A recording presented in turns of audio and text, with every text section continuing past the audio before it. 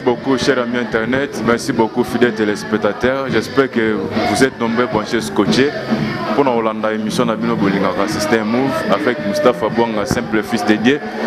Toza Awa, na prophète Joël, le palmier, l'homme de Mamoulaka, visionnaire de l'église Living God Temple. Toza Nae Awa, et puis le dernier jour, il y a 14 jours. Il y a marathon of prayer. Tous un prophète Joël Azahawa, l'homme de Mamoulaka. Kandeminomo Boebaka. Bonjour prophète Joël. Bonjour Moustapha Bouanga.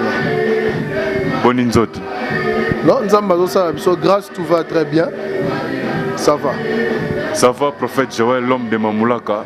Tomoni église Elungwe na Orange Grove. Église Mbamo à Rosentelville. Pas même 2 mois, 14 jours de prière. Et un message de Nzambe à Tchenakati à prière. Amen. Nzamba Koumama, parce que la Bible le dit, avant même que Jésus qui est Dieu, avant de commencer son ministère, il s'est réfugié dans le désert pendant 40 jours et 40 nuits.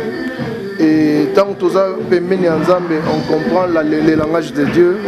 Tant que nous avons Nzambe, on comprend ce que Dieu veut qu'on puisse faire. C'est pour cela que tout ça, 14 jours, c'est pour avoir l'instruction. Pour la 2007 aux Okota, avoir une instruction et comment opérer dans les choses de Dieu. C'est un peu ça. Ok, merci beaucoup, cher ami Internet. Merci beaucoup. Tout dans la Moussa Nanzambe Azahawa, prophète Joël, le palmier, l'homme de Mamoulaka. Mais aux autres sentir par rapport à l'église Lungwe na Orange Grove, Nandenge à Rosentelville.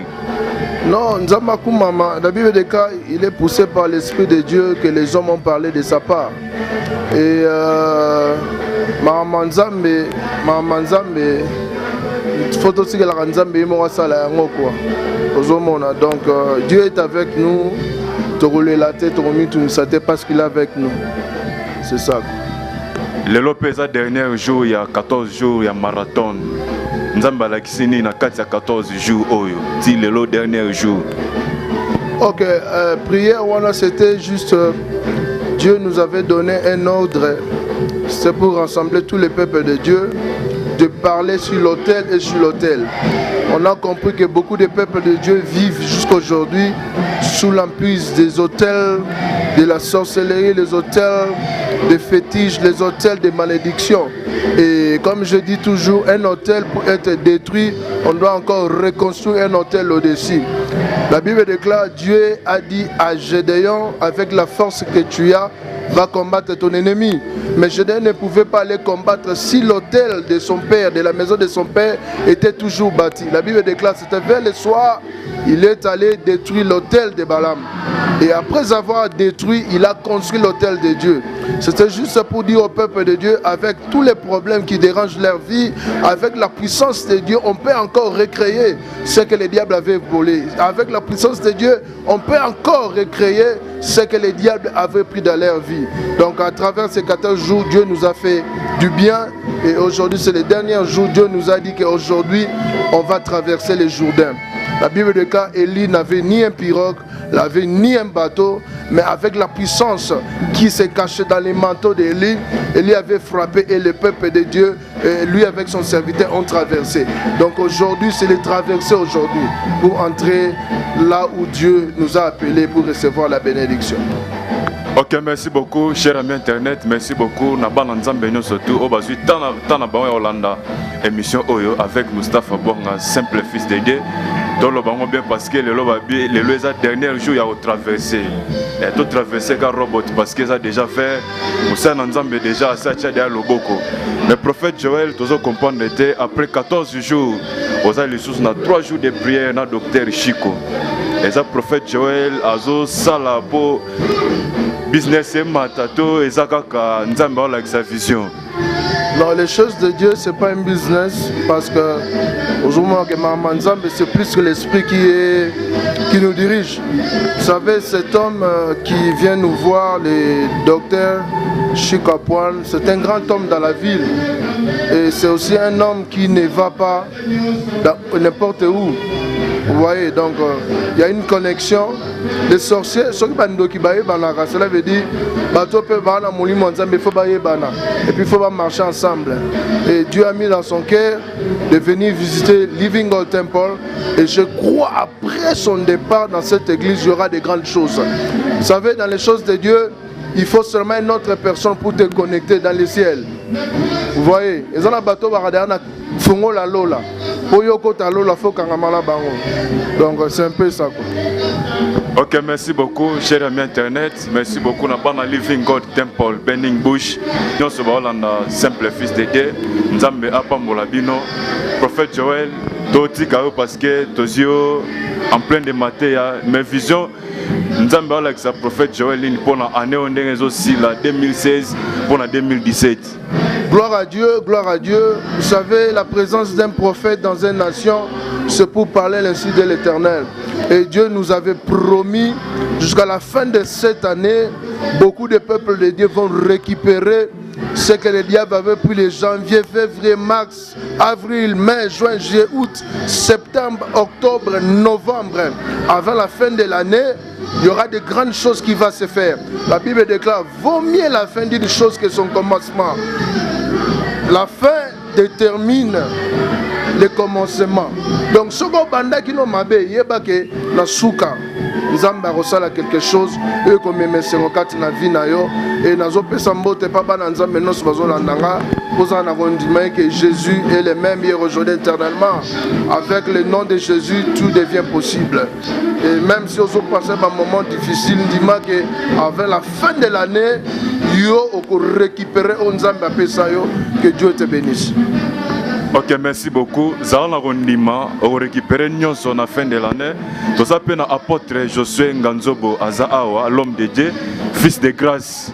Un vraiment cher ami internet, fils de grâce, Boni. Voilà, on a ensemble. Balobi lelo eza dernier jour auto traversé. Balobi mutuno surtout phase o ya Nyonso ya malamu. Na ebité fils de grâce a relancer un message ni na bana nzambe ba landa biso. Bana nzambe Nyonso ya monde entier. Tous les chrétiens, Batonioso, Oyo Bayebi, Église Living God, et Zambé, après ça qui sont révélation, Moko hôtel sur hôtel, et les lots, Tozo Kabola Jourdain, à Katika, Tozo Leka. Et tant que Tozo Leka, Toke Nanga Momosus, Tozo outil quelque part, Toke Nepe quelque part. Au moni Eli, tant bala qui n'a Élysée, et Élysée a poussana qui peut mener Eli, fallait avoir double ponction au Eli a l'ingé ça y est. Et Bishopé le lot poussani peut mener prophète Joël, l'homme de Mamoulaka, tous a double ponction oyo, Zamba pesa qui est. Et na retour il y a Élysée ko zonga na ye, la fidélité, ezalaki na mayo ezaki liboso. Et azwa ki kaka manto ya Eli. Abeti yango na mai ekabwani akena ngambu mususu et batu bazalaki mupanzi ba fils de prophète balobita la molimo a Eli pa Élysée et bisonyo to travaillera molimo moko Saint-Esprit to na kati ya vision Living God et navire bandère kotambola na mer ekena ngambu mususu et batu nyoto bosa musiko bomona biso parti par là boya kokota na vision to kende parce que lelo fleuve ezo kabwana tozo kena ngambu mususu de bakozwa o nzambe alaka biso oya pesa ki biso o nzamba lobaki tokosimba oyebi Jérémie azoloba na chapitre 1 verset 12 alobi nzamba eba ko veiller si parole na ye ba yeba ko zekite yango et mieux que la fin d'une chose que ce commencement et les affaires makamunio surtout to vivre gloire en nzambe oh gloire à deuxième maison gloire oyo nzambe asopi na moumbu na yema mulaka oyo balobi mafuta bandi na mutu ekiti na mandefu na makolo biso tout au bénéficier na mafuta wana et lelo kozala penda catastrophe parce que peuple ensemble toke na ngamu susu nzambe apambola bino. Ok, merci beaucoup nzambe apambola bino bino nyonso tout boza olanda émission oyo bazana basaya na nzambe baza awa parce que biso totambola toujours na makila nzambe mais fils de grâce potoza horaire ya église Living God Temple ba service ezara joni bon église Living God et groupe Oezali, programme Nabicho Ezali, lundi tozalaka na consultation prophétique boumbu na Nzambe prophète Joël l'homme de Mamulaka azaka na bureau na ba collaborateur na yenyo surtout pour la prière et to bandaka ngo 11h30 16h30 to kati et mardi to na prière fire to fire 10h30 à 12h30 et ça na ba miracle zo salama et jeudi tozaka na pokwa 17h et 20h et ça na makambo zo samba na moum na Nzambe ndeko na ko loba na ona musika ozo mona ne ba black poussana parce que jeudi ratakate et ça na ciel sur la terre donc ciel et kitina mabele zo tambola donc yaka jeudi ko vivre moum na Nzambe et ainsi dimanche to na programme na biso de 10h à 12h30. Mais pour le moment, tu as 3 jours, il y a prière de miracle. Otozana, docteur Chico, Abraham, Oyaza, visionnaire, il y a Push, Bisso, Tozana, pendant 3 jours, Tobandango le 9, le 10, le 11 décembre. Et Yaka Penzo vivre le boko ensemble. Yom Tozobela, Yom Tozana, ba problème, Yako Kuta, Naba homme de Dieu, Tolobaki ciel sur la terre. Yako vivre ciel sur la terre, Makamni Ezosala. Et Zamboana Akozala na rendez-vous naïe. Zambi Apambola Bino. Ok, merci beaucoup. Toza toujours les derniers jours, il y a 14 jours de marathon. Le but de traverser nos soutiens Malamu. To me rappelle autour n'a pas bandimi à l'église Living God Temple. Vous avez toujours branché scotché.